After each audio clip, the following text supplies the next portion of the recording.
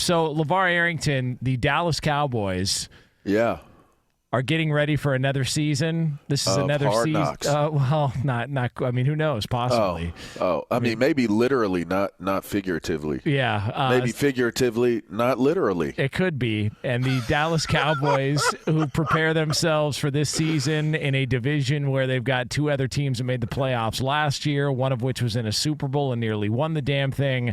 They are getting ready for this next year. There's been some changes there. They've added some pieces. Zeke is gone. But Dak Prescott was speaking on local Dallas radio on the ticket there, and local Dallas radio, just talking, and was very optimistic about the Cowboys and what they've done over the past couple of years. So let's take a listen to these Cowboys QB. All right, 1,000% it feels different. You're able to take now 2 12-win seasons over into this one and build. And first time in my career, I can say I felt like consecutive seasons are building. Where going back to 21, we've been able to build. We built that year, and then now we can build again. And I think that's the best real chance that you have of making it. You've got to go give it Knox. You've got to see what it feels like. And us having that now, you feel a lot more comfortable. You're excited about the details, the changes that we've had on the offense and just the team. And I'm looking forward to it with a lot of excitement. Now, for the Cowboy fans and Cowboy haters out there, this might come as a surprise.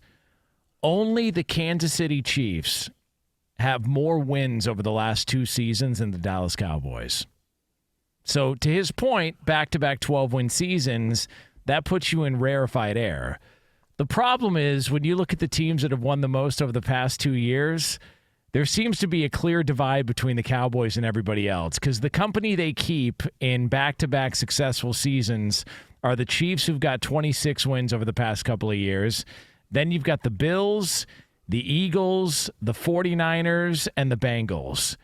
And I don't know about you, LaVar Arrington, but it feels like there's a clear difference between the Cowboys and the rest of those teams. Those teams feel like legitimate Super Bowl contenders, and the Cowboys feel like they need some things to go their way in order to make it happen. I think they all need some things to go their way to make it happen. I think the NFC is, as we've had in prior conversations, I think it's the most vulnerable of divisions that exist. Or conference. Is it conference? The conference. I think the conference is just up for grabs. We can say that it's Philadelphia's to take, and they have done everything the right way to have you feeling this way. They have all the same players pretty much in place. They've added new players. They're on rookie contracts, so you have a little bit of time before you have to think about what you're going to do with some of these guys that you have on your team. But let's be clear here. They took that major step forward last year.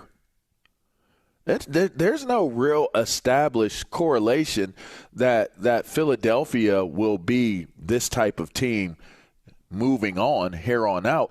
No one in the NFC has established that they are a superpower that, this is just what it is. It's them and everyone else.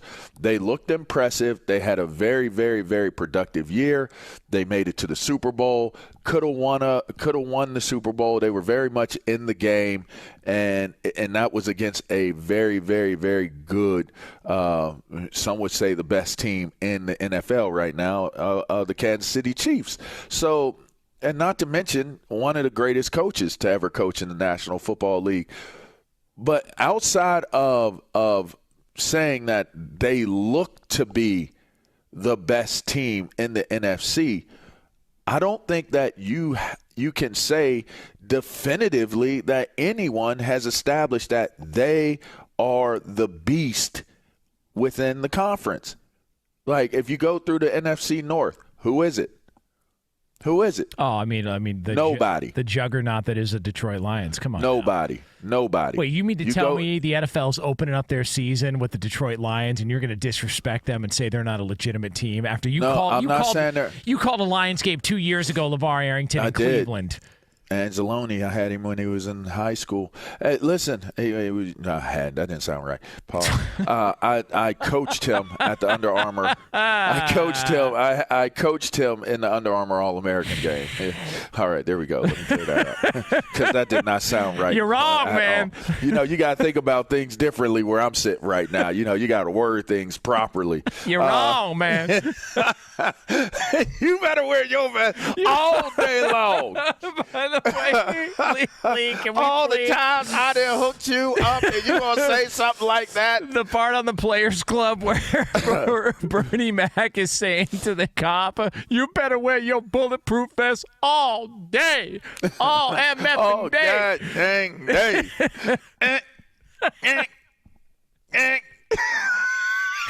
You fat mother.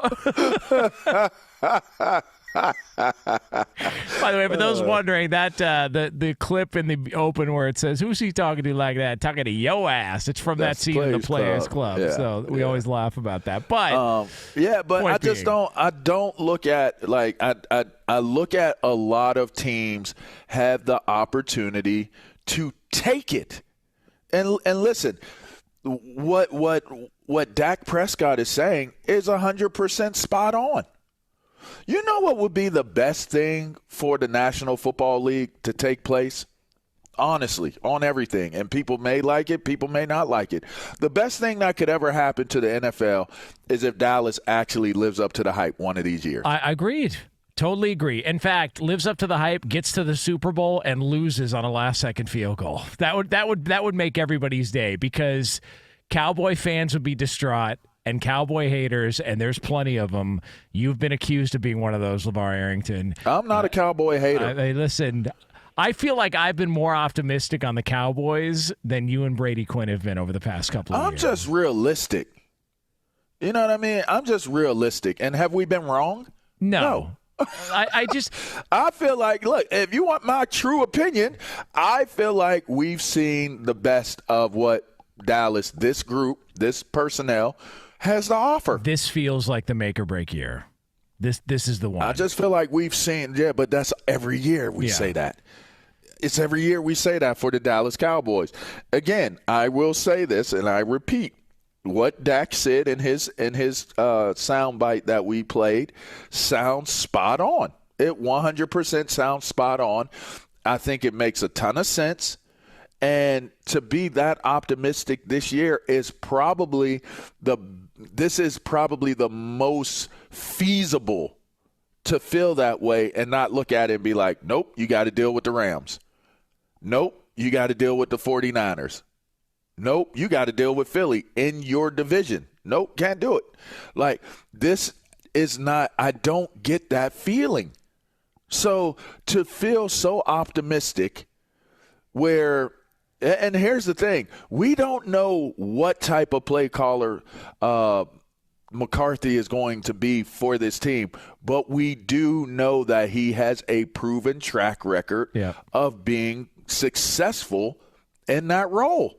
So to me, maybe the excitement of having that take place so far and what that feels like, maybe Kellen Moore was holding them back. Maybe that's what it was. Maybe there were elements of what they had going on. I mean, they corrected it with their defense. In a matter of a year, Jonas, they bring in Dan Quinn, and the defense becomes the reason why this team was good. But if you think about it, before Dan Quinn came, it was the offense that was the reason why Dallas was pretty competitive. Then all of a sudden the offense becomes the liability and the defense becomes the strong point. So if the offense has a way of becoming an asset again and is competing to be the main asset of the team, then now you have a balance. You have a healthy balance because that defense is going to be formidable. 100% formidable. Yeah. So you can't just look at them and be like, scrubs, like, this is Dallas. Like, do I feel like we've seen the best of this group? I said yes. Could I 100% be incorrect? I certainly could be. And that's why you love the game. If prognosticators were 100% correct when they say what they say and it's 100% all the time, what do you need to watch for? Right. LaVar said they're going to suck. I'm not watching Let me them. tell you something. If I was right all the time, I wouldn't be doing radio. I'd be a sports bettor. Bro, you ain't lying. That makes two of us. So that makes two of us, but not because of sports betting. That's because of other things. I would agree. I think that's why the NFC is interesting because everything's up in the air. I think if you're a Cowboys fan, at a certain point, you got to curb your expectations and just be like, let's slow down. Why don't we baby steps? How about you just get past the second round of the playoffs? You know? But it's like, hey, listen, world, I'm Dak Prescott. Yeah, I appreciate y'all tuning in and listening to the things I have to say at this press conference. So what I really think about this is, you know what? It would be really, really nice for us to have like a good regular season, like positive regular season, and make it to the playoffs. And then you know what? At least make it to the second round. I would love for us to make it to the second round. See, that's the type of honesty we could use in the world of sports. If that's what he's thinking and that's where they end up, I think that he's shortchanging himself as a competitor. You can't be an ultra competitor, the ultimate competitor, saying, yeah, second round is good. I just want us to make it to the second. Hell, I was at a point where I just wanted us to be above 500 when I was in the league. I'm not going out in a press conference saying, hey, everybody, look, LaVar Arrington here. Look, I just want to be realistic with you guys, our fans, the media. We just want to make it to 500. And then you know what? At some point, if we could actually get above 500, that would be amazing. Like, what did this man just say? That's some great honesty right there, though. That's BS. And everybody listening is like, he's a loser. What an average guy.